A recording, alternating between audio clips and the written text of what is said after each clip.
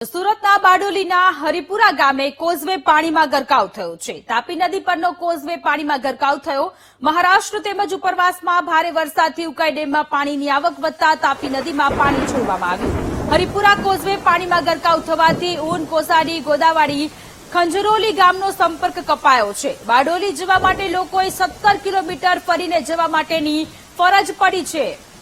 તો દક્ષિણ ગુજરાતમાં ફરી એક વખત મેઘરાજાની સવારી આવી પહોંચી છે, ત્યારે સુરતના બારડોલીના હરિપુરા ગામે કોઝવે પાણીમાં ગરકાવ થઈ ગયો છે અને એટલા જ માટે 17 કિલોમીટર દૂર ફરીને લોકો જવા માટે મજબૂર થયા છે। તાપી નદી પરનો કોઝવે પાણીમાં ગરકાવ થયો છે। મહારાષ્ટ્ર તેમજ ઉપરવાસમાં સાંભળેલાધાર વરસાદને કારણે ઉકાઈ ડેમમાં સતત પાણીની આવક વધી રહી છે, જેનું પાણી તાપી નદીમાં છોડવામાં આવી રહ્યું છે। સંવાદદાતા નિર્મળ આપણી સાથે જોડાયેલા છે। નિર્મળ, બારડોલીની આ સ્થિતિ છે, કોઝવે પાણીમાં ગરકાવ થયો છે, ત્યારે ઘણા બધા લોકો 17 કિલોમીટર દૂર ફરી અને પોતાના ગંતવ્ય સ્થાન સુધી પહોંચવા માટે મજબૂર બન્યા છે।